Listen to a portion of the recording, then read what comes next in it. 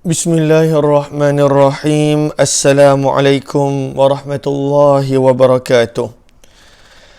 Bismillah, alhamdulillah, wassalatu wassalamu ala habibillah Sayyidina Muhammad ibn Abdillah wa ala alihi wa sahbihi wa mawala. Allahumma rabbi syrah lana sudurana wa yassir lana umurana wahlul 'uqdatam min alsinatina yafqahu aqwalana. Allahumma faqqihna fid din wa 'allimna at-ta'wil. Allahumma alhimna marashida umurina wa a'idna min shururi anfusina birahmatika ya rabbal alamin. Walhamdulillahi rabbil alamin.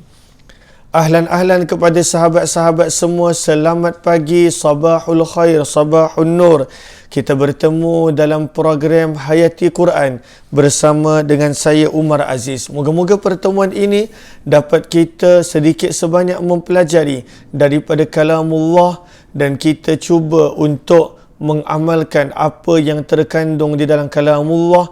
Mudah-mudahan dengan itu kita beroleh redha Allah Subhanahu wa ta'ala. Ahlan kepada sahabat-sahabat semua.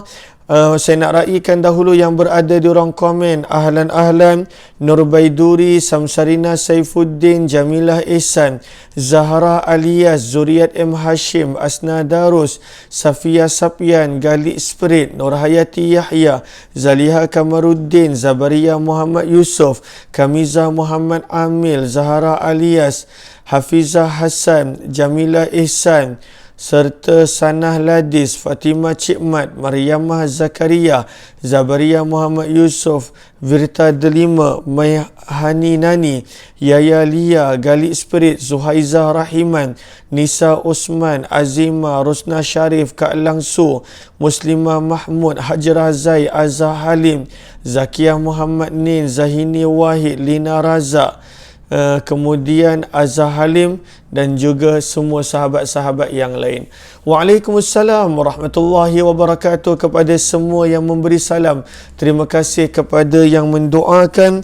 Pada siri kali ini kita telah tiba pada muka surat 153, masih lagi pada surah Al-A'raf, surah yang ke-7, bermula daripada ayat yang ke-29. Lalu mohon sahabat-sahabat bantu catatkan di ruangan komen. Mohon sahabat-sahabat bantu sharekan di ruang komen muka surat yang ke-153 daripada surah Al-A'raf, surah yang ke-7, bermula daripada ayat yang ke-29. Maka kita telah belajar pada ayat yang sebelum ini. Pada ayat yang sebelum ini menerangkan bagaimana Al-Quran memberi amaran supaya tidak terpedaya dengan syaitan. Tidak terikut dengan ajakan syaitan. Tidak terpedaya. La yaftinannakumus syaitan. Janganlah memperdayakan kamu. Janganlah menyesatkan kamu syaitan. Dan di hujung ayat yang ke-27, di hujung ayat yang ke-27, Al-Quran telah mengingatkan kita bahawa sesungguhnya orang-orang yang mengikuti syaitan, maka pada waktu itu adalah awliya. Inna ja'alna syayatina awliya. Orang-orang yang menjadi pemimpin, yang menjadikan syaitan itu sebagai pemimpin, sebagai teman. Lalu sebab itu Al-Quran ingatkan supaya tidak terpedaya dengan syaitan. Lalu apakah yang syaitan suruh untuk manusia buat? Lalu kita dah belajar pada ayat yang ke-28 di mana firman Allah, wa idza fa'alu fahishah, dan apabila mereka pada waktu itu melakukan perkara yang fahishah, perkara yang mungkar dan keji. Berarti syaitan mengajak manusia untuk melakukan perbuatan yang mungkar dan keji. Dan Allah tak pernah suruh untuk melakukan perbuatan yang mungkar dan keji. Innallaha la ya'muru bil fasya. Allah tidak pernah memerintahkan untuk melakukan fahsya, perbuatan yang mungkar dan keji. Lalu sambungan daripada itu, maka pada ayat yang ke-29 Allahumma salli ala Sayyidina Muhammad 29 dan 30. Al-Quran sedang menerangkan kepada kita, maka apakah yang Allah perintah, apakah yang Allah suruh daripada ketaatan selepas daripada Al-Quran mendustakan dan mengatakan tidak benar dakwaan orang-orang musyrik bahawa Allah yang menyuruh untuk melakukan perkara sekian-sekian, padahal perkara itu adalah fahisyah, adalah dikira sebagai perkara yang keji. Maka pada dua ayat ini Al-Quran sedang menerangkan kepada kita apakah perkara yang Allah perintahkan. Maka firman Allah Subhanahu wa taala pada ayat yang ke-29, "Qul amara rabbi bil qista wa aqimu wujuhakum 'inda kulli masjid wad'uuhu mukhlishina lahuddin." Al-Quran pada ayat yang ke-29 menerangkan secara ringkas 3 benda yang Allah perintahkan sebagai balasan kepada perkataan orang Quraisy yang mendakwa Allah Subhanahu wa taala yang menyuruh untuk bertawaf mengelilingi Kaabah dalam keadaan sekian-sekian, padahal Allah tak pernah suruh. Lalu sebenarnya apakah yang Allah suruh? Firman Allah, "Qul," katakanlah wahai Muhammad kepada mereka, amara, telah memerintahkan, Rabbi, Tuhanku, yang pertama pada waktu itu bil qist, untuk berlaku adil. Untuk berlaku adil. Jangan pada waktu itu menjadi orang yang melampaui batas, dan juga jangan menjadi orang yang mengabaikan langsung perintah Allah. Lalu pada waktu itu, jadilah orang yang adil. Jadilah orang yang pada waktu itu berlaku adil pada setiap perkara. Pada urusan agama, urusan dunia, urusan keluarga, urusan masyarakat. Maka perintah Allah pada ayat ini, katakanlah wahai Muhammad kepada mereka, amara rabbi bil qist, Tuhanku telah memerintahkan aku untuk berlaku adil. Amara rabbi, Allah telah memerintahkan untuk Bilqis melakukan keadilan. Maka ini adalah yang pertama. Perkara pertama yang Allah perintahkan adalah untuk berlaku adil pada setiap perkara. Dan di manakah keadilan itu? Maka kata para ulama tafsir, keadilan itu adalah dengan mentaati perintah Allah, dengan buat apa yang Allah suruh, mengikut tunjuk ajar baginda Nabi sallallahu alaihi wasallam. Kerana Allah tidak menyuruh kecuali hanya dengan keadilan. Lalu bagaimana nak berlaku adil? Ikut setiap suruhan Allah, mengikut cara yang telah ditunjuk oleh baginda Rasul sallallahu alaihi wasallam. Yang kedua, apakah yang Allah Subhanahu wa taala perintahkan? Wa aqimu wujuhakum inda kulli masjid. Yang kedua, dan hadapkanlah, wadan aqimu, hadapkanlah, wujuha, wajah-wajah, kum, kamu, inda, pada, kulli, setiap, masjid, iaitu tempat beribadah. Maka yang kedua, Al-Quran menerangkan bahawa apakah yang Allah perintahkan selepas daripada berlaku adil. Yang kedua, hendaklah ketika mana kamu menghadapkan wajah kamu, ketika mana beribadah, berada di rumah Allah ataupun berada di mana pun, ketika mana kamu beribadah, hendaklah kamu menghadapkan wajah kamu kepada Allah. Apakah maksud menghadapkan wajah kepada Allah?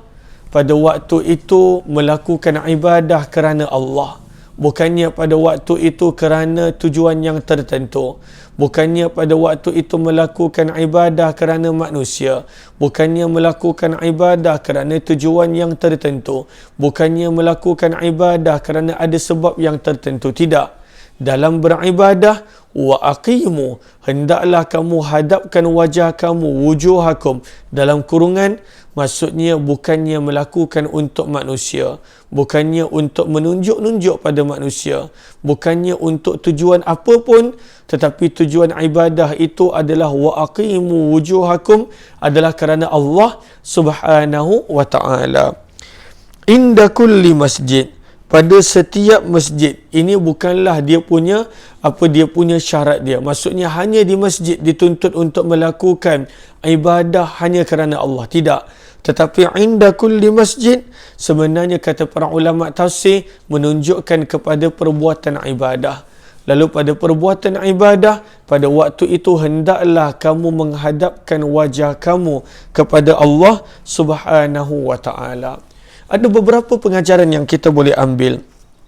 Pengajaran yang pertama kita boleh ambil adalah bagaimana Al-Quran memerintahkan untuk berlaku adil. Dan apakah itu berlaku adil? Bagaimana kita nak tahu?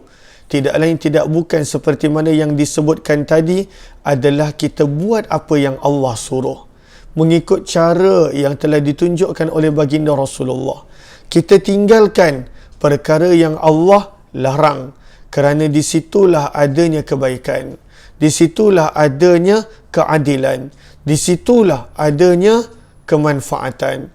Berbeza dengan slogan-slogan yang diwar-warkan oleh manusia, oleh orang-orang yang kononnya untuk menegakkan keadilan, mencari pada waktu itu kesamaan. Lalu pada waktu itu mereka menggalakkan kita untuk melanggar perintah Allah.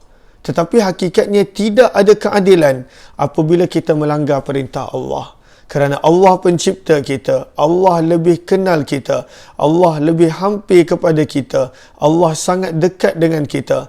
Lalu Allah tahu apakah itu keadilan. Lalu sebab itu keadilan itu adalah dengan kita ikut perintah Allah. Keadilan pada keluarga, keadilan ketika mana berada di luar daripada keluarga, dengan masyarakat, dengan teman. Keadilan ketika mana beribadah, keadilan ketika mana bermuamalah muasyarah. Dan keadilan itu adalah dengan kita berpegang pada perintah Allah, mengikut cara yang telah ditunjukkan oleh baginda Rasul sallallahu alaihi wasallam. Maka itu adalah perintah Allah yang pertama. Perintah Allah yang kedua adalah ketika mana manusia pada waktu itu beribadah, maka janganlah dia buat selain daripada Allah. Dia buat kerana selain daripada Allah, kerana manusia, kerana sesiapa pun. Tetapi Al-Quran mengajar, wa aqimu, dan hadapkanlah wajah kamu ketika mana kamu berada pada tempat-tempat ibadah. Kepada siapa? Hanya kepada Allah Subhanahu wa ta'ala. Bukan riak, bukan kerana manusia, bukan kerana sum'ah dan sebagainya. Seterusnya, perintah Allah yang ketiga pada ayat ini adalah firman Allah, wad'u, dan serulah kamu. Wad'u memberi makna seruan. Wad'u, dan serulah kamu. Hu, akan Allah. Nya, hu maksudnya terjemahannya adalah nya, tapi Allah. Wad'u, dan serulah kamu akannya, dalam kurungan iaitu Allah, dalam keadaan mukhlisin, kamu pada waktu itu mengikhlaskan, lahu, hanya untuk Allah, ad-din, akan ketaatan. Ad-din terjemahnya agama, tetapi di sini maksudnya adalah ketaatan. Lalu apakah maksudnya di sini? Maksudnya di sini adalah hendaklah kita meminta kepada Allah dan hanya kepada Allah Subhanahu wa ta'ala pada setiap ketaatan kita. Wad'u, dan serulah kamu kepada Allah. Mukhlisin, hanya kepadanya. Mukhlisin terjemahannya dengan mengikhlaskan amalan, dengan mengikhlaskan hati, hanya kerana Allah Subhanahu wa ta'ala, lahuddin, pada setiap ketaatan. Lalu perkara yang ketiga Allah minta kita, Allah suruh kita, adalah kita meminta kepada Allah.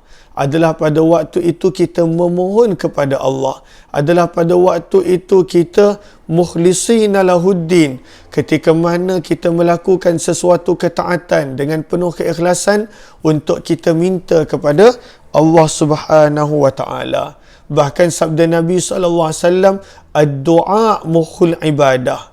Ringkasan ibadah itu adalah doa. Kekuatan ibadah itu adalah doa. Tapi doa bukan doa yang sambil lewa. Doa yang mukhlisin. Dalam kita benar-benar mengikhlaskan hati, mengikhlaskan diri, mengikhlaskan amalan hanya untuk Allah Subhanahu wa ta'ala. Maka pada pada perintah yang ketiga ini, datangnya perintah pada waktu itu untuk kita berdoa kepada Allah dalam keadaan kita hanya minta kepada Allah. Dan kenapa kita nak minta selain daripada Allah? Sebab bila kita minta selain daripada Allah, kita pasti kecewa. Kita pasti kecewa. Cuba kita minta dengan manusia. Berapa kali dia bagi? Sekali, dua kali kita minta dia mungkin bagi. Lepas tu orang akan mula tegur, orang akan mula marah. Tapi sebenarnya bila kita minta dengan Allah, Allah lagi suka.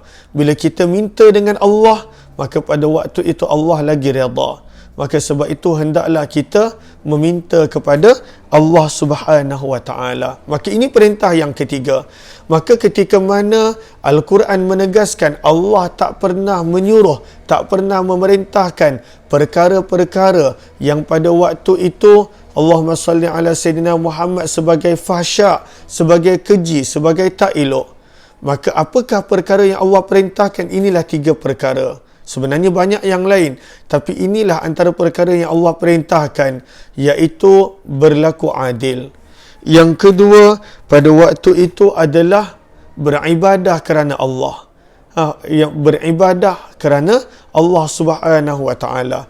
Dan yang ketiga, berdoalah pada waktu itu dengan hanya meminta kepada Allah. Bukan pada waktu itu meminta-minta kepada manusia. Meminta kepada makhluk dan manusia, pasti akan datangnya kecewa. Lalu mintalah dengan Allah Subhanahu wa taala, kerana Allah pasti mengkabulkan doa, cepat ataupun lambat. Itu adalah hak Allah Subhanahu wa taala.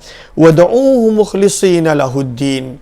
Dan serulah, dalam kurungan mintalah kamu akan Allah mukhlisin, dalam keadaan kamu mengikhlaskan niat, hati dan amalan kamu, lahu, hanya untuk Allah, ad-din, pada perkara ketaatan.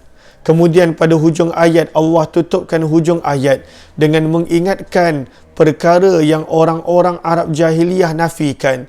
Itulah dia hari kebangkitan. Maka Allah ingatkan hari kebangkitan itu adalah pasti.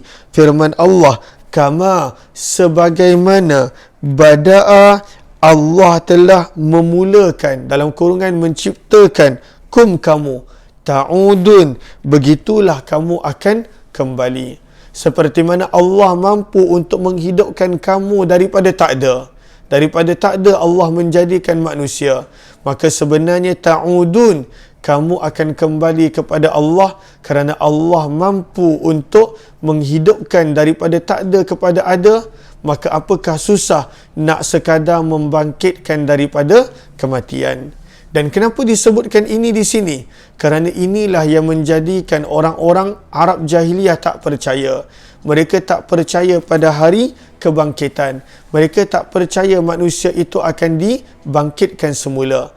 Maka dibawakan ayat ini selepas dibawakan tentang 3 perkara yang sebenar-benarnya Allah perintah. Bukannya pada waktu itu seperti mana yang Arab jahiliyah dakwa bahawa perintah Allah adalah bertawaf mengelilingi Baitullah dalam keadaan tidak berpakaian. Itu sebenarnya Allah tak suruh. Yang Allah suruh antaranya adalah 3 benda ini.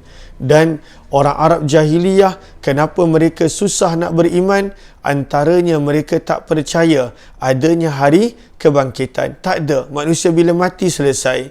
Maka Allah ingatkan, kama, sebagaimana, bada'akum, Allah telah memulakan penciptaan kamu daripada kosong, daripada tak ada apa-apa. Ta'udun, kamu akan dikembalikan, kamu akan kembali kepada Allah Subhanahu wa ta'ala. Tak ada benda yang pada waktu itu susah dan suka bagi Allah Subhanahu wa ta'ala. Seterusnya pada ayat yang ke-30, Allah Subhanahu wa ta'ala menerangkan bahawa akan ada 2 kumpulan manusia. Fariqan hada wa fariqan haqqat alaihimud dalalah. Yang ini insya-Allah kita akan sambung esok insya-Allah. Ayat yang ke-30 bahawa hanya ada 2 jalan. Kita dah tahu bahawa syaitan mengajak kepada kemungkaran, kepada fahisyah, dengan pada waktu itu memperdayakan manusia mengatakan ini adalah perkara yang Allah suka. Contohnya, Orang Arab jahiliah mereka tawaf pada Baitullah dalam keadaan tidak berpakaian. Orang Arab sangka itu adalah ibadah, padahal sebenarnya itu adalah tipu daya syaitan.